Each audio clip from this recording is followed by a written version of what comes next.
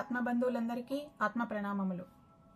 Welcome to PSSM USA PMC USA multilingual channel and PSSM book క్లబ్లో భాగంగా ఈరోజు మనం సన్షైన్ బిఫోర్ ద డాన్ నక్షత్ర లోకాలు ఈ బుక్లోంచి బై జూడీ సటోరీ ఈ బుక్లోంచి 6th చాప్టర్ గురించి తెలుసుకుందాం. The Lyran star gate. ముందుగా సెషన్ స్టార్ట్ చేసే ముందు అది Shri Sadananda Yogiji and Shri Brahmarshi Pitamaha Patriji and Swarnamala Patriji and ఈ బుక్ ఆథర్ అయిన జూడీ సటోరీ మేడంకి and 12 star light council masters, intergalactic federation masters అందరికీ, వింటున్న మీ అందరికీ హృదయపూర్వక కృతజ్ఞతలు తెలియజేసుకుంటూ ఈరోజు చాప్టర్ 6th చాప్టర్లోకి ఎంటర్ అయిపోదాం. The Lyran star gate. Sirius బృందం అంతా మోస్టిన్యాను అనుసరించి కనా సిస్టమ్ ద్వారా మళ్లీ నగరంలోకి సెంట్రల్ స్క్వేర్లోకి వచ్చారు. అక్కడ కాసేపు బంగారు వృక్షపు స్తూపం దగ్గర గడిపారు. అక్కడ తోటలో ఉన్న టేబుల్స్లో ఒక టేబుల్ దగ్గర కూర్చున్నారు. వాళ్ళందరికీ మోస్టిన్యా ఆహారం ఏర్పాటు చేశాడు. తీయని ధ్యానంతో చేసిన కేకులు వెనిలా వాసనలాగా అనిపించాయి. వాటితో పాటు కెంపు రంగులో ఉన్న ఎర్రటి టీ వచ్చింది. లైరావాసులకు ఎర్రటి టీ అంటే చాలా ఇష్టమైనది అన్నాడు మోస్టిన్యా. వాళ్ళంతా కాస్త అలసిపోయినట్లు కనిపించారు. ఎసేనియా వాళ్ళందరికీ ప్రతి డెకాన్కి శ్వాస ప్రక్రియలు చేసుకోవాల్సిన అవసరాన్ని గుర్తు చేసింది. మనం వచ్చిన 5వ 6వ పరిణామ తరంగాలలో మన శరీరాలు తట్టుకోవడం కష్టమైపోతుంది. అందుకే మనం ఇక్కడ కొంతకాలం ఒక కాస్మిక్ నెల మాత్రమే ఉండగలము. అది కూడా ఎప్పటికప్పుడు శ్వాస ప్రక్రియలను చేస్తేనే అంది. అదే 10వ పరిధి అయిన లైరా వెగాలో కాస్త సులభంగా ఉంటుంది. కానీ మనం ఉండాల్సింది అక్కడ కాదు కదా. అవును అన్నాడు రాయ్. ఇవాళ ఉదయం నేను సాధన చేయడం మర్చిపోయాను. అందుకే ఇప్పుడు నాకు అలసిపోయినట్లుగా ఉంది. ఇది మనకు మామూలుగా రోజు సాయంత్రం అనిపించే అలసట కాదు. ఇది ఒక రకంగా నిస్సత్తువతో బలహీనంగా ఉండి ఎలా చెప్పాలో తెలియడం లేదు అన్నాడు. మోస్టినియా అందుకున్నాడు. అవును, నేను సీరియస్లో ఉంటే ఒక రకమైన భారాన్ని అనుభవిస్తాను. దాంతో నాకు ఆలోచించడానికి పనిచేయడానికి కష్టమైపోతుంది. అంతేకాకుండా అది నన్ను అసౌకర్యానికి గురిచేస్తుంది కూడా. అందుకే ఇన్ని కారణాల వల్లే సరికొత్త మానవుని సృష్టిస్తే ఒకనాడు అతడు ఈ 12వ పరిణామాల దిగువ స్థాయి కాంతిలోకాలలోనూ జీవించగలడు అంది ఆసియా. మన నక్షత్ర జాతులన్నింటినీ ఒక్కటిగా చేసే మార్గం అది ఒక్కటే. ఎసేనియా మోస్టినియా కేసి చూసింది. ఇద్దరి కళ్ళు కొన్ని క్షణాలు ఆర్తిగా కలుసుకున్నాయి. మోస్టినియా నిలదొక్కున్నాడు. రండి, మనం ఇప్పుడు ప్రవేశ ద్వారం దగ్గరకు వెళ్ళాలి. 13వ పరిణామానికి అది శక్తి ద్వారం. మనం చాలా దూరం వెళ్ళాలి. కానీ కనా సిస్టమ్ ద్వారా అలా అనిపించదు. అది చాలామందికి అనుమతి లభించని ప్రదేశం. చాలా జాగ్రత్తగా కాపాడుకుంటారు. అందువల్ల కనా అక్కడి దాకా మనల్ని చేర్చలేదు. కాబట్టి మీ అందరి కోసం నా దగ్గర ప్రత్యేకమైన పాసులు ఉన్నాయి. అక్కడికి అంటే గస్తీ తిరుగుతున్న ప్రాంతానికి చేరుకున్నాక మనం అంతా ప్రత్యేకంగా చేయబడిన వాహనంలో వెళ్తాము. ద్వారం యొక్క శక్తి క్షేత్రం నుండి ఆ వాహనం మనల్ని రక్షిస్తుంది. మనకు అనుమతి వచ్చేదాకా మనం అందులో నుంచి దిగకూడదు. ఏ ఆత్మలు అయితే ఉన్నత పరిధుల కాంతి లోకాలకు తిరిగి రావలసి ఉందో వారు ఈ మార్గం ద్వారా రాగలరు. అలాగే ఏ ఆత్మలు దిగువ స్థాయి కాంతి లోకాలలో జీవితాన్ని అనుభవించాలని నిర్ణయించుకొని ఉంటారో వారు ఈ మార్గం గుండా లైరాకు వస్తారు. ఇంతకుముందు అన్ని ఆత్మలకు ఈ ద్వారం తెరిచే ఉంటుంది. కానీ గెలాక్టిక్ ఫెడరేషన్ ఇప్పుడు జాగ్రత్తగా ఈ ద్వారాన్ని పహారా కాస్తోంది. అందువల్ల హానికారక జీవుల నుండి ఈ నక్షత్ర జాతులన్నీ ఏ గొడవ లేకుండా ఉంటాయి. దురదృష్టవశాత్తు ఎన్నో అవినీతి పరులైన ఆత్మలు ఈ మార్గం ద్వారా వచ్చాయి. మార్జొరెల్కా అందులో ఒకడు. కాంతి కాముకులు కాని ఆత్మలకు రాకుండా ఉండేందుకు గెలాక్టిక్ ఫెడరేషన్ యొక్క శాంతి దళానికి చెందిన అస్త్ర కమాండర్ నక్షత్ర నౌకలు ఇప్పుడు నక్షత్ర మండలం అంతటా గస్తీ తిరుగుతున్నాయి. ఈ అవినీతి ఆత్మలు భూమి మీద ఉండడం చాలా సాధారణమైంది. ఎందుకంటే 3వ పరిణామ సాంద్రత వారి యొక్క ద్వంద్వ తరంగాలను సరిపోతోంది. భూమి మీద హానికారక జీవులైన గ్రహాంతర వాసులు దాగి ఉన్నారని మీ అందరికీ తెలుసు. వారు చూడడానికి భూలోక వాసులలాగా ఉంటారు కాని కాదు. ఈ పరిస్థితి సరియైన సమయంలో చక్కబడుతుంది. మనం సరికొత్త మానవ జాతిని ఆధ్యాత్మికంగా అభివృద్ధి చెందిన జాతిని సృష్టిస్తే వారు కాంతితో కలిసి పనిచేస్తారు. మీకు తెలుసు కదా, ఇదంతా జరగడానికి, మానవ జాతి మనతో కలవడానికి 4 మహాయుగాల కాలం పడుతుంది. అయితే ఒకరోజు ఈ స్థితి వస్తుంది చెప్పడం ఆపాడు మోస్టినియా. వాళ్ళందరూ కణా సిస్టమ్ ద్వారా మరోవైపు ప్రయాణించాడు. ఆ బంగారు రంగు తెల్లటి కాంతి వైపుకు ప్రయాణిస్తున్నామా అనిపించింది ఎసేనియాకు. ఊదారంగు ఆకాశంలో చాలా భాగాన్ని ఆ కాంతి ఆక్రమిస్తోంది. దగ్గరయ్యే కొద్దీ కాంతి మరింత ప్రకాశవంతంగా ఉంది. కణా సిస్టమ్ యొక్క వెండి నీలపు కాంతుల రిబ్బన్లు వాళ్లను క్రిందికి తీసుకువచ్చాయి. వాళ్ళు ఒక పెద్ద నక్షత్రం ద్వారం ముందు ఉన్నారు. ఇంతకుముందు మోస్టినియా వర్ణించిన వాహనాలు బయట వేచి ఉన్నాయి. అవి హోవర్ క్రాఫ్ట్, నేల మీద గాలిలోనూ ప్రయాణించగలవు. ఇవి ఇనుమును బాగా వేడి చేసినప్పుడు వచ్చే ఓ ఎర్రటి మెరుపులాంటి రంగును కలిగి ఉన్నాయి. ఎస్సా అనే ఓ లైరన్ డ్రైవర్ వీళ్ళ కోసం ఒక వాహనం పక్కన ఎదురు చూస్తున్నాడు. ఆ ప్రకాశవంతమైన కాంతి నుండి కళ్లకు రక్షణగా కళ్లకు ప్రత్యేకమైన అద్దాలను పెట్టుకోమన్నారు. అతను మోస్టినియా దగ్గరున్న అనుమతి పత్రాలను జాగ్రత్తగా పరిశీలించాడు. మనం ఈ ప్రవేశం ద్వారా వెళుతున్నప్పుడు, ముఖ్యంగా నక్షత్ర ద్వారం దరిదాపుల్లోకి వెళుతున్నప్పుడు ఇక్కడి శక్తి క్షేత్రం మనల్ని లోపలికి లాక్కుంటుంది, ఎస్సా అన్నాడు. ఏవైనా వింత అనుభూతులు కలిగితే పట్టించుకోవద్దు. ఈ వాహనంలో మీరు చాలా సురక్షితంగా ఉంటారు. చెప్పేంత వరకు ఎవరు తలుపులు తీయవద్దు అని చెప్పాడు. ఇప్పుడు మీ సురక్షిత బెల్టులను తగిలించుకోండి, మన లోపలికి వెళ్తున్నాం. గుడ్డు ఆకారంలో ఉన్న ఆ వాహనం శబ్దం చేస్తూ ప్రకంపించసాగింది. నేల మీద నుండి 10 అడుగులు పైకి లేచి ప్రవేశ ద్వారం వైపు కదిలింది. అప్పుడు అది మరింత ఎర్రగా కాంతులీనింది. అక్కడ కాపలా కాస్తున్న వాళ్ళు చేతులూపగానే లోపలి వాళ్ళు ఓ కొత్త శక్తి ద్వారా వెళ్లడాన్ని అనుభూతి చెందారు. వాళ్ల కడుపులో కదలిక ఏర్పడి వాంతి వచ్చే సూచనలు కనపడ్డాయి. మరీ అసౌకర్యంగా లేదు, కానీ కొత్తగా ఉంది. ఎసేనియా సీటు బెల్ట్ పెట్టుకున్నందుకు సంతోషపడింది. అది లేకపోతే వాహనంలో నుంచి తాను బయటికి పడిపోతానేమో అనిపించింది. ప్రవేశ ద్వారానికి దగ్గరయ్యే కొద్దీ ఈ అనుభూతి ఎక్కువైంది. సిరియన్ బృందం ముఖాలలోని భావాలు చూసి, ఏం పర్వాలేదు, మీరు చాలా సురక్షితంగా ఉన్నారు.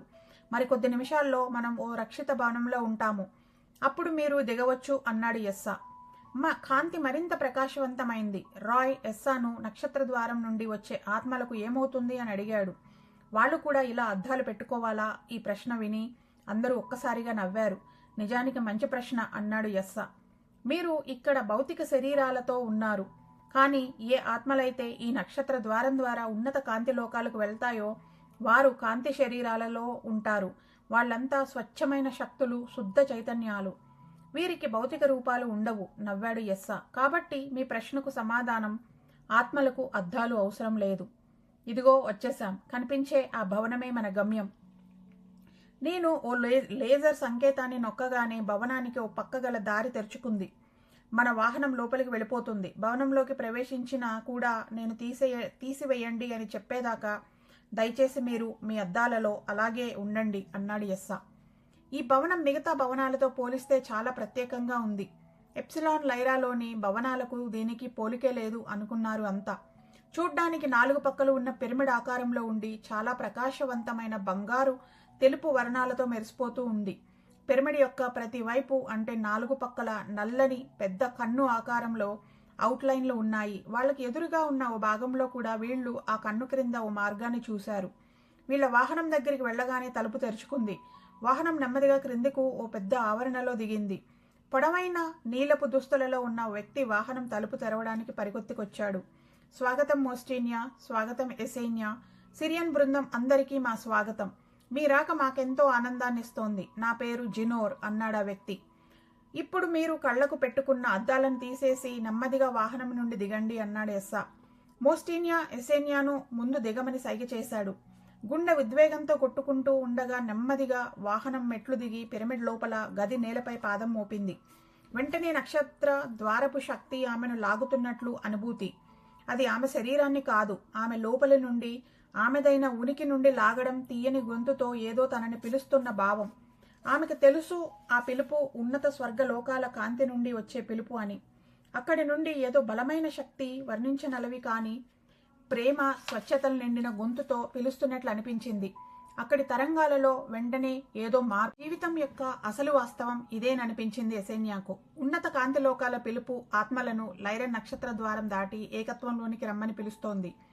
ఆ క్షణంలోనే ఆమె గుర్తించింది, సిరియన్లోని ఆమె జీవితం, ఆమె ఇప్పటి శరీరం, నేను అని ఆమె భావించే విషయాలు ఇవన్నీ భ్రాంతిజనకాలు అని. ప్రతిసారి ఈ ఆత్మానుభవాలు అన్నీ, ప్రతి భౌతిక జీవితంలోనూ కలిగేవి అన్నీ కూడా ఆ జీవితాన్ని అనుభూతి చెంది జ్ఞానాన్ని పొందడానికే ఆమెకు అర్థమైంది.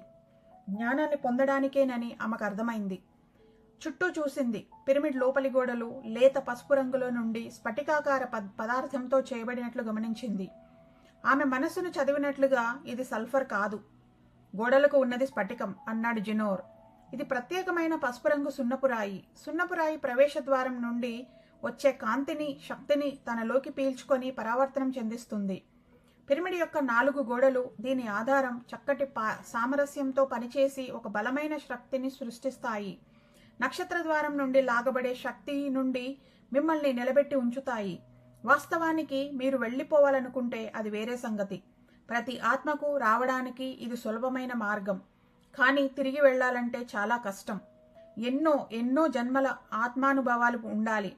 ఎన్నో భౌతిక పరిసరాల మీద ఆధిపత్యం సంపాదించి ఉండాలి, అది కూడా ఎన్నో నక్షత్ర లోకాలలో. ఇక్కడికి తిరిగి రావాలంటే ఇంత అనుభవం ఉండాలి. ఎప్పుడైతే ఒక ఆత్మ ఏకత్వంలోనికి తిరిగి రావడానికి తయారు కాబడుతుందో అది ముందుగా లైరాకి రావాలి. ఈ ప్రవేశ ద్వారం మొదలుపెట్టే స్థలం, ముగింపు అయ్యే స్థలం కూడా. మేము ఉన్నత కాంతి లోకాల నుండి దిగువ స్థాయి 12వ పరిణామ కాంతి లోకాల వైపు వెళ్లే ఆత్మలకు, అలాగే ఎవరైతే తిరిగి రావడానికి సిద్ధంగా ఉంటారో అలాంటి ఆత్మలకు సహాయపడతాము. ఈ నక్షత్ర ద్వారం దగ్గర పనిచేయడం ఎంతో సంతోషాన్ని ఇస్తుంది. చూడండి, ఇప్పుడే ఉన్నత కాంతి లోకాల నుండి కొన్ని ఆత్మలు వస్తున్నాయి. మీరు కిటికీలో నుండి వాళ్ళు రావడాన్ని చూడవచ్చు చెప్పడం ఆపాడు జినోర్. పిరమిడ్ 3 పక్కలా ఉన్న కిటికీల నుండి సిరియన్ బృందం ఓ పెద్ద గుండ్రటి కాంతిని చూశారు. ఇది ఇంద్రధనుసు యొక్క రంగులన్నింటినీ కలిగి ఉంది. ఆ కాంతి విస్తారమయ్యే కొద్దీ అందులో 3 జీవులు రూపుదాల్చారు. వాళ్లు ముందుగా నీలం, తెలుపు కలిసిన కాంతితో కనిపించారు. వాళ్ల శరీరాలకు నిర్దిష్టమైన భౌతిక రూపం రాలేదు. ఈ ఇంద్రధనస్సు రంగుల కాంతి ఆ 3 జీవుల చుట్టూ వలయాకారంలో తిరుగుతోంది. అలా తిరుగుతూ వారి నీలి తెలుపు కాంతి శరీరాలను ఓ ప్రత్యేకమైన శరీర ఆకృతుల్లోకి మారుస్తోంది. వారి కళ్ల ముందు సృష్టి చేయడాన్ని గమనించగలుగుతున్నారు. ఆసియా ఎంతో ఉద్విగ్నతకు గురైంది. తాను చూస్తున్నది అంతా దేవుడి చేతి ద్వారా జరుగుతున్నదని, ఎలోహిం ఈ ఆత్మలను శరీరంలోనికి ప్రత్యక్షరీకరిస్తున్నదని భావించింది. ఆలోచిస్తే ఎప్పుడో ఒకరోజు ఈ చర్య అంతా మనకు కూడా జరిగిందేనని అనిపిస్తోంది అంది ఆసియా. ఇంద్రధనస్సు కాంతి ముందు తెల్లగా మెరిసి కొత్తగా తయారవుతున్న జీవుల చుట్టూ పొగమంచులా ఆవరించింది. కొన్ని నిమిషాల తర్వాత పొగమంచు కరిగిపోతూ 3 జీవులు, ఒక స్త్రీ, 2 పురుషులు ఆకృతి దాల్చి ఆ కాంతిలో నిలబడ్డారు. వారు యవ్వనంలో ఉన్నారు. వాళ్ళకి ఇప్పుడేం జరుగుతోంది అంది యసేన్య. వాళ్ళు ఇప్పుడు ఏం చేస్తారు? వాళ్లకు లైరాలో జీవితం గురించి ఏమీ తెలియదా? వాళ్ళు ఎలా మాట్లాడుకుంటారు అడిగింది. ఈ మొదటి జీవిత కాలంలో వాళ్ళు తమకు గల ఆత్మ చైతన్యాన్ని నిలుపుకుంటారు జవాబిచ్చాడు జినోర్. మా నాగరికతకు వాళ్ళు ఎంతో గౌరవప్రదమైన వారు. వారు ఇంకా దేవుడి అద్భుత స్థితిలోనే ఉన్నారు. వారి దగ్గర మాకు బోధించడానికి ఎంతో ఉంటుంది. కానీ వాళ్ళు ఈ ప్రవేశ ద్వారం గుండా దిగువ స్థాయి 12వ పరిణామాల కాంతి లోకాలలోకి రావడానికి కారణం తమ ఆత్మానుభవాలను విస్తరింపజేసుకునేందుకు, తద్వారా మరింత సేవ చేయడానికి. గుర్తుంచుకోండి, ప్రతి ఆత్మ ఒకప్పుడు దేవునిలోని భాగమే. ప్రతి ఆత్మ ఇప్పుడు ఎక్కడున్నా, ఏ పరిస్థితుల్లో ఉన్నా ఒకప్పుడు ఈ స్వచ్ఛమైన దైవిక తరంగాలతో అనుసంధానమై ఉన్నట్లే. అసలు ఈ దిగువ స్థాయి కాంతి లోకాలకు ఎందుకు రావాలి? ఎందుకు ఒక ఆత్మ భూమి లాంటి ద్వంద్వాలతో కూడుకున్నది, కష్టతరమైనది అయిన ప్రదేశానికి దిగిరావడానికి ఎంచుకుంటుంది? ఇదిగో మీ ముందు నిలబడింది సమాధానం. కొత్తగా సృష్టి కాబడ్డ ఈ ఆత్మలు దేవుడి స్ఫులింగాలు. వాటికి జీవం ఉంది, కానీ ఇంకా జ్ఞానాన్ని సంపాదించలేదు. ప్రతి జీవికి తన ఆత్మను బలపరుచుకోవడానికి, జ్ఞానాన్ని అభివృద్ధి చేసుకోవడానికి భౌతిక రూపాల ద్వారా పొందిన భౌతిక జీవితానుభవాలు కావాలి. వారు ముందుగా ఏకత్వం నుండి దేవుడి విడిపడితేనే తిరిగి మళ్ళీ ఏకత్వంతో అనుసంధానం అవడం నేర్చుకుంటారు. కొత్తగా సృష్టించబడ్డ ఆత్మలు ఒక క్రమ పద్ధతి ద్వారా ముందుకు సాగాల్సి ఉంటుంది జినోర్ చెప్పసాగాడు. భౌతిక జీవితం చివరిలో ఈ ఆత్మలన్నీ కూడా ముందుగా లైరా నాగరికతలోనే జన్మ తీసుకోవాలి. ఆ తరువాతే మిగతా నక్షత్ర మండలాల్లో జీవితం అది కూడా అవసరమని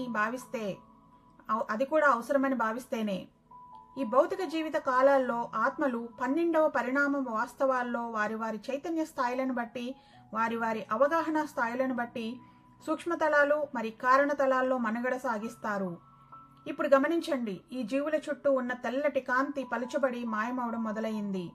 ఈలోగా పిరమిడ్లో నుంచి వచ్చిన బంగారు రంగు కాంతి ఆ జీవుల చుట్టూ వ్యాపించింది.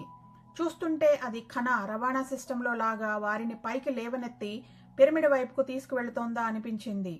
ఇంతవరకు సిరియన్ బృందం గమనించని ఒక సొరంగం లాంటి ప్రవేశ ద్వారం కాంతితో నిండి ఉండి తెరుచుకుంటుంది.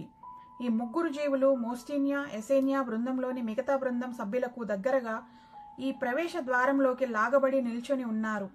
ఈ ముగ్గురు జీవులు ఇప్పుడు నక్షత్ర ద్వారపు శక్తుల నుండి దూరంగా సురక్షిత స్థానంలో ఉన్నారు. మీరు అర్థం చేసుకోవాల్సింది ఏమిటంటే, ఎవరైతే భౌతిక రూపాలలో జీవితాన్ని అనుభూతి చెందాలి అనుకుని సిద్ధం అవుతారో వారి చైతన్యం ఏకత్వంలోని భాగం కాకుండా స్వతంత్ర జీవిగా శిక్షణ పొందాల్సి ఉంటుంది అన్నాడు ఎస్సా. కొత్త జీవులను అభినందించడానికి అతడు జినోర్ ఒక అడుగు ముందుకేశాడు. వాళ్ళు చేతులు పైకి ఎత్తి అరచేతులతో నెమ్మదిగా కిందకు దింపి ఆ కొత్త జీవుల అరచేతులు వేళ్ల కొసలను తాకారు. ఒక్క పదం కూడా అక్కడ వినపడలేదు. ఆ స్పర్శ ప్రభావానికి ఆ ముగ్గురిలో జీవప్రకాశం ఏర్పడింది. దాంతో ఆ ముగ్గురు విశ్వకాంతి భాషను మాట్లాడసాగారు. విశ్వకాంతి భాష అంటే లైట్ లాంగ్వేజ్. ఆ భాష ఎసేనియా, మోస్టీనియా మిగతా వారు అర్థం చేసుకోగలిగారు. ఎసేనియా అందులోని స్త్రీ శరీరం చుట్టూ చేతులేసి గట్టిగా హత్తుకుంది. నక్షత్ర ద్వారం నుండి దిగువ స్థాయి పరిణామాల లోకాలలోనికి రావడం ఒక సాహసోపేతమైన చర్య. వాళ్లకి ఆ స్త్రీకి ఎసేనియా స్వాగతం చెప్పాలనుకుంది. లైరన్ నక్షత్ర ద్వారం నుండి రావడం అనేది జన్మ తీసుకునే అనుభవం. కొత్తగా సృష్టించబడ్డ ఆత్మలు సంతోషంతో ఆహ్వానించబడాలి అని ఎసేనియా అనుకుంది. ఈ భౌతిక జాగరూక స్థితి యొక్క మొదటి ముద్ర వారిలో అన్ని కాలాల్లోనూ ఉంటుంది. కాంతి భాషలో కాసేపు మాట్లాడుకున్నాక ఒక హోవర్ క్రాఫ్ట్లో గేటు దాకా తీసుకెళ్లబడి అక్కడి నుండి హాల్ ఆఫ్ ది లైరా ఎల్డసీ, లైరా పెద్దలు ఉండే హాలుకు తీసుకువెళ్లబడతారు. ఆ హాలు ఇటు దిగువ స్థాయి వాస్తవాల్లోకి వెళ్లాలనుకునే ఆత్మలకు, అటు దిగువ స్థాయి లోకాలన్నింటిలోనూ భౌతిక అనుభవాలు పొంది తిరిగి ఉన్నత కాంతి లోకాలకు వెళ్లాలనుకునే ఆత్మలకు ఆరంభ ప్రదేశం. లైరన్ నక్షత్ర ద్వారం నుండి ఈ హాలు నుండి ఉన్నత కాంతి లోకాలకు అధిరోహణ ఒక్కసారి సూటిగా కారణలోకాల వాస్తవం నుండే జరుగుతూ ఉంటుంది. కానీ ఇది బాగా పరిణతి పొందిన కాంతి జీవులకు గాని లేదా దేవదూతల తలం నుండి వచ్చేవారికి గాని పరిమితమై ఉంటుంది. మాజురెల్ఖా సంఘటన జరిగినప్పటి నుండి దేవదూతలు కూడా ఈ నక్షత్ర ద్వారం నుండే దిగువ స్థాయి కాంతి లోకాలకు వెళ్లేలా ఏర్పాటు చేయబడ్డాయి. ఒక్క ఆర్కేంజల్స్ కు మాత్రమే ఈ నియమం నుండి మినహాయింపు ఉంటుంది. ఈ సంఘటనతో సిరియస్ బృందం ఎంతో ప్రభావితమయ్యారు. నక్షత్ర ద్వారం నుండి ఉన్నత తలాలు ఇంకా ఆవలి వైపున ఉన్న భగవంతుని సృష్టికారక శక్తులను ఈ నక్షత్ర ద్వారపు పిరమిడ్లో అనుభూతి పొందిన వారిలో సరికొత్త ఎరుకకు ద్వారాలు తెరుచుకున్నట్లయ్యాయి. దాంతో భూమి మీద సరికొత్త మానవ సృష్టికి కావలసిన జన్యు ప్రణాళికలో తమ వంతు పాత్ర పోషించడానికి అవసరమైన స్ఫూర్తి వారికి మరింతగా లభించినట్లయింది. తద్వారా దిగువ స్థాయి 12 పరిణామాల లోకాల నుండి ఉన్నత కాంతి లోకాల వైపు సాగి వచ్చి తమ ఇంటికి చేరుకోవాలనుకునే ఆత్మలకు సహాయం చేసినట్లవుతుంది. ఎసేనియాకు ఇప్పుడు అది అంతా ఎంతో ఖచ్చితమైన దివ్య ప్రణాళిక అనిపించింది. ఈ భగవంతుని ప్రణాళికలో తాము భాగస్వామి అవగలిగినందుకు ఎంతో గౌరవంగా అనిపించింది. మోస్టీనియా ఈ దిగి వచ్చిన కొత్త ఆత్మలను చూడడం చాలా ప్రత్యేకమైన విషయమే అయినా ఇంకా ఇక్కడ మాకు చూపించాల్సింది ఉందని అనుకుంటున్నారు అంది ఎసేనియా. నీకు బహుశా అతీంద్రియ జ్ఞానం ఉంది ఎసేనియా అంటూ నవ్వాడు మోస్టీనియా. నేను మీకు చూపించాలనుకున్నది కూడా మీరు చెప్పుకునే 7వ కిరణం లేదా పర్పుల్ కిరణం యొక్క ప్రకంపనలను గురించే. ఇందాక ఆ ముగ్గురు జీవులను గమనించినప్పుడు ఇంద్రధనస్సు రంగులు వారి చుట్టూ తిరుగుతున్నప్పుడు అందులో పర్పుల్ రంగు మెరుపులని, ఆ పై కాసేపు పర్పుల్ రంగు పొగమంచు వారిని ఆవరించి ఉండడం గమనించే ఉంటారు చెప్పాడు మోస్టీనియా. అవును, నేను గమనించాను అన్నాడు రాయ్. ఈ పర్పుల్ కిరణం హఠాత్తుగా వచ్చే ఓ మార్పు. మీరు కూడా మీ కాంతి దేహాలతో దీన్ని గమనించవచ్చు. మీ 7వ చక్ర ఉన్నత తలాల నుండి వచ్చే శక్తులతో అనుసంధానం అయ్యే చోట ఈ శక్తులు ప్రకంపన మార్పిడి ఓ పర్పుల్ రంగును సృష్టిస్తుంది. మీరు భూమి మీద సృష్టించబోయే కొత్త మానవునిలో ఈ 12 చక్రాలను 12 దిగువ స్థాయి కాంతి లోకాలతో తద్వారా ఈ శక్తిస్తుడులు సమయానుకూలంగా పూర్తిగా తెరుచుకొని ఒకే ఒక పూర్తి స్థాయి శక్తి క్షేత్రంగా పనిచేసే విధంగా మీరు చట్రాన్ని పొందుపరచాలి అన్నాడు మోస్టీనియా. ఈ 12 చక్రాలు 12 తలాలు వీటి గురించి బ్రింగర్స్ ఆఫ్ ద డాన్లో కూడా ఉంటుంది ఫ్రెండ్స్. సో మీరు లైరా నుండి వచ్చిన మీ ఆత్మలు 5వ పరిణామానికి చెందిన సిరియన్ శరీరంలో జన్మ తీసుకున్నందుకు మీ శక్తి వలయం పూర్తిగా ఈ 12వ పరిణామ శక్తులకు తెరుచుకోలేదు. కాబట్టే మీరు ఇక్కడ ఉండడానికి కాస్త ఇబ్బందికి గురి అవుతున్నారు. కానీ మీరు రూపొందించబోయే కొత్త భూలోకవాసికి బహుముఖ పరిణామాల సామర్థ్యం వెంటనే ఉత్తేజితం కాగల శక్తి ఉంటుంది. భూమి మళ్ళీ 5వ పరిణామానికి మార్పు చెందినప్పుడు వాళ్ళు కూడా వారి వారి శక్తి వలయాల ద్వారా 5వ పరిణామంలో ప్రకంపించే శక్తులను తమలోకి స్వీకరించుకోగలుగుతారు. మీరు తయారు చేయబోయే సరికొత్త జన్యు సంకేతంతో కూడిన మానవ రూపంలోకి ఓ ఆత్మ వచ్చినప్పుడు ఈ 12 దిగువ స్థాయి కాంతి లోకాల శక్తికి అనుసంధానం కాగలిగిన 12 చక్రాల ద్వారా ప్రతి జన్మ అనుభవాలు పొంది మరింత బలోపేతం అవుతుంది. వారి విధి ఏమంటే మీలాగా 5వ పరిణామంలోకి వచ్చి ఆపై 12వ స్థాయి లైరాలోకి రాగలుగుతుంది. ఇది వారి యొక్క 13 పోగుల DNA యొక్క సామర్థ్యాన్ని సూచిస్తుంది. అంతేకాక 12 దిగువ స్థాయి కాంతి లోకాల మధ్య తిరగడానికి అవకాశాన్ని కల్పిస్తుంది. సిరియన్స్ అయిన మీరు సమయానుకూలంగా లైరాకు తిరిగి వస్తారు. ఆపై సరి అయిన సమయంలో నక్షత్ర ద్వారాల గుండా 13వ స్వర్గానికి వెళతారు. ఓ క్షణం మోస్టీనియా చూపు ఎసేనియాతో చూపుతో కలిసింది. అయితే మీరు మొదట భూమికి దిగి వెళ్ళాలి ఆపాడు మోస్టీనియా. ఒక్కసారిగా ఎసేనియా కళ్ళు నీటితో నిండాయి. అయితే ఎవ్వరూ చూడకుండా నిగ్రహించుకోగలిగింది. మోస్టీనియా నిజానికి ఎసేనియాకు ఎంతో దగ్గరగా ఉన్నాడు. అయితే వాళ్ల మధ్య ఎంతో దూరం. అతనికి ఎంతో దగ్గరగానే నిలబడి ఉంది తాను. అయినా వారి నడుమ కాలం ఏర్పరచిన ఓ పెద్ద విఘాతం ఎసేనియా ఆలోచిస్తోంది. వారు ఎప్పుడు కలిసి ఉండాలి అంటే ముందు వారిద్దరూ భూమికి రావాలి. కొత్త మానవ జన్యు సంకేతం లేకుండా ఆమె లైరాలో జీవించలేదు. మోస్టీనియా కూడా భూమికి వస్తే 12 పోగుల DNA సామర్థ్యాలను తనలో పొందుపరుచుకోగలడు. ఇలా ఆలోచిస్తూ ఎసేనియా ఒక్కసారిగా వణికిపోయింది. ఆ ప్రకంపనకు అందరూ ఆమె వైపు చూశారు. ఆమె నవ్వడానికి ప్రయత్నించింది. మనం సృష్టించబోయే కొత్త మానవుని 12 పోగుల DNAతో కూడిన జన్యు సంకేతం ఆత్మలన్నింటికీ అవసరమే. అది కలిగి ఉన్నప్పుడు మాత్రమే ఆత్మలన్నీ సరైన సమయంలో లైరాలోని నక్షత్ర ద్వారం గుండా ఉన్నత లోకాలలోకి ప్రవేశించగలవు అంది. భూమికి సంబంధించిన చిత్రాలను ముఖ్యంగా అట్లాంటిస్ను చూసినప్పుడు నుంచి నాకు భూమికి వెళ్లాలనిపిస్తోంది. అసలు మనం ఈ కొత్త మానవ సృష్టిని రూపొందించడానికి ముందే ఓసారి భూమికి వెళ్ళాలి. దాంతో మనందరికీ భూమి మీద జీవించడం పట్ల ప్రాథమిక జ్ఞానం అందుతుంది ఆగింది ఎసేనియా. అవును, నేను నీతో ఏకీభవిస్తున్నాను అంది ఆసియా. ప్రస్తుతం భూమి మీద నివసిస్తున్న వారి DNA మనం పరీక్షించాలి. దానిని బట్టి మనం కొత్త మానవుడిని రూపకల్పన చేస్తే 4 మహాయుగాల కాలపరిమితిలో వారి DNA 12 పోగుల సామర్థ్యాన్ని ఉత్తేజం చేసుకొని ఆ చైతన్య స్థాయిలను అందుకుంటుంది. అప్పుడే వారు 5వ పరిణామ స్థాయికి సరి అయిన ప్రకంపనలోకి రాగలరు. వారి వారి శక్తి స్థాయిల ద్వారా ఈ 12 పరిణామాల దిగువ స్థాయి కాంతి లోకాలలోనికి ప్రయాణించే సామర్థ్యాన్ని పొందుతారు. ఆమె మోస్టీనియా వైపు చూసింది. మీరు ఇంకేదో మాకు చూపించాలనుకున్నారు అంది. మీరంతా ఆ కన్ను గుర్తును చూడండి అన్నాడు మోస్టీనియా. మళ్లీ పిరమిడ్లోకి వచ్చి ఎంట్రన్స్ కు సరిగ్గా వ్యతిరేక దిశలో ఉన్న పిరమిడ్ గోడ మీద ఉన్న కన్ను అవుట్లైన్ ను చూశారు. కన్ను మధ్యలో నల్లటి డిస్క్ ఉంది. ఆ డిస్క్ సవ్య దిశలో తిరుగుతూ ఉంది. మిగతా 3 గదుల వైపు చూస్తే వాటిలో కూడా పెద్దవి గుండ్రటి కనుపాప లాంటి డిస్కులు కూడా తిరుగుతున్నాయి. ఈ కన్ను భగవంతుడి బహుముఖ పరిధుల సృష్టికి పరస్పర అనుసంధానకర్తగా పనిచేస్తుంది. తిరుగుతున్న ఈ కళ్లను మీరు చూసినప్పుడు మీ DNAలో నూతన మానవ సృష్టికి కావలసిన సమాచారం నింపబడుతుంది. ఈ సాంకేతిక సమాచారం యొక్క సంకేతాలు ఎలోహిం ద్వారా మీకు బదిలీ చేయబడి తద్వారా ఈ జ్ఞానంతోనూ మీ ప్రయత్నాల వల్ల మీరు మీలా ఉండే కొత్త మానవ సృష్టి చేయగలుగుతారు. అప్పుడు మీరు ఈ సిరియస్ జన్యుశాస్త్ర జ్ఞానాన్ని సరి అయిన కాంతితో, శబ్దంతో మరి ప్రకంపన సంకేతాలతో జతచేసి అభివృద్ధి సాధించగల పై స్థాయికి సంబంధించి 12 ప్రోగుల పురి కలిపిన డిఎన్ఏతో కొత్త మానవ సృష్టి చేయగలుగుతారు. ఇది తిన్నగా ఎసేనియాతోనే చెప్పాడు మోస్టినియా. మీకు ఆశ్చర్యం కలిగి ఉండొచ్చు ఎసేనియా, అంటారిస్లో జరిగిన ఫెడరేషన్ మీటింగ్కి ఎలోహెం ఎందుకు రాలేదని.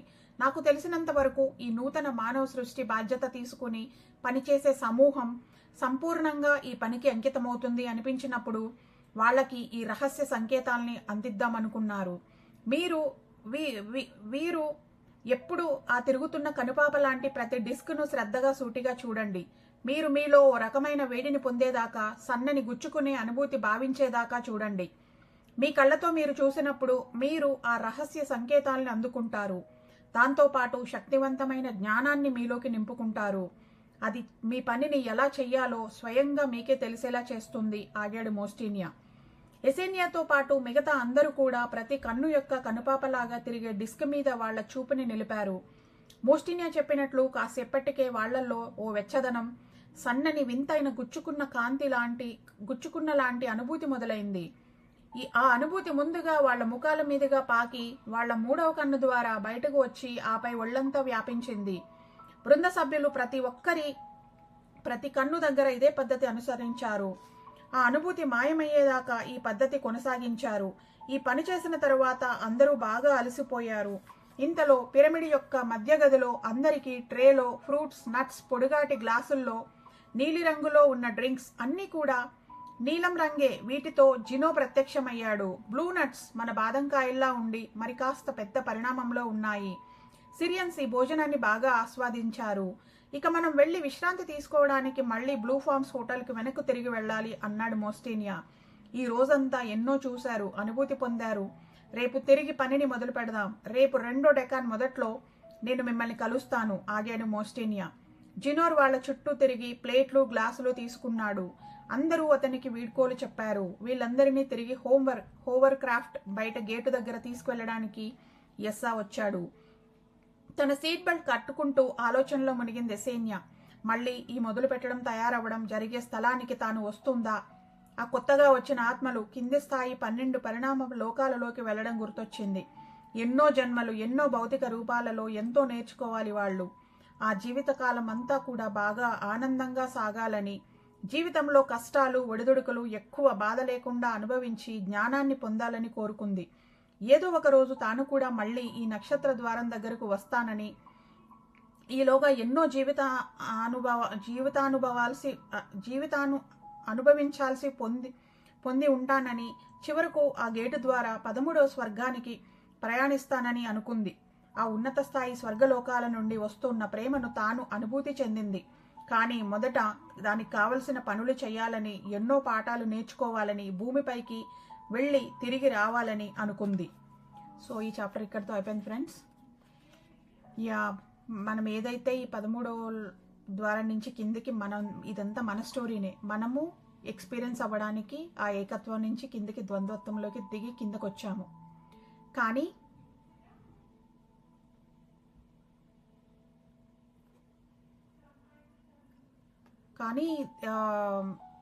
మర్చిపోయాము. ఇక్కడికి వచ్చి మళ్ళీ ఈ 3వ పరిధి భూమిలో నేర్చుకుంటూ మళ్ళీ కర్మలు యాడ్ చేసి ఎక్వైర్ చేసుకుంటూ మళ్ళీ లోయర్ డైమెన్షన్ తలాల్లోనే తిరుగుతూ అలా ఇక్కడే లూప్లో తిరుగుతూనే ఉన్నాం. హయ్యర్ డైమెన్షన్స్కి వెళ్లకుండా. ఇల్యూమినాటి ఏదైతే ఫాలెన్ ఏంజల్స్ ఉన్నారో వాళ్ళు క్రియేట్ చేసబడిన బిలీఫ్ సిస్టమ్ అయితే అనండి, కంట్రోల్ సిస్టమ్ అనండి, ఏదైతే మళ్ళీ మనం ఇక్కడే లూప్లో తిరుగుతూ ఉన్నాము. సో మనకి పత్రిజీ, అందుకే పత్రిజీ లాంటి మాస్టర్స్ ఎందరో వచ్చి మనల్ని అవేకన్ చేసి స్పిరిచువల్గా మన హోమ్ ప్లానెట్ని గుర్తు చేసి ఈ జ్ఞానం అంతా అందుకే. సో మెయిన్గా పిరమిడ్స్ ఏంటంటే అందులో మనం మెడిటేషన్ చేయడం వల్ల ఏవైతే ఇందులో చెప్పారో అవి మనంతకి డౌన్లోడ్స్ అవుతాయి. అలా ముందు ఫస్ట్ మనం డౌన్లోడ్స్ అయినప్పుడు, తర్వాత మనం ఈ బుక్స్ ద్వారా బయట విన్నప్పుడు అవి మనం అసలైన మన నిజతత్వానికి కనెక్ట్ అవ్వడానికి హెల్ప్ అవుతుంది. సో మనం మళ్ళీ ఏకత్వంలోనికి వెళ్ళడానికి ఇవన్నీ రూట్స్ అన్నమాట, ఇవన్నీ సోర్సెస్ అన్నమాట. Thank you friends. Thank you all for listening to me. Thank you.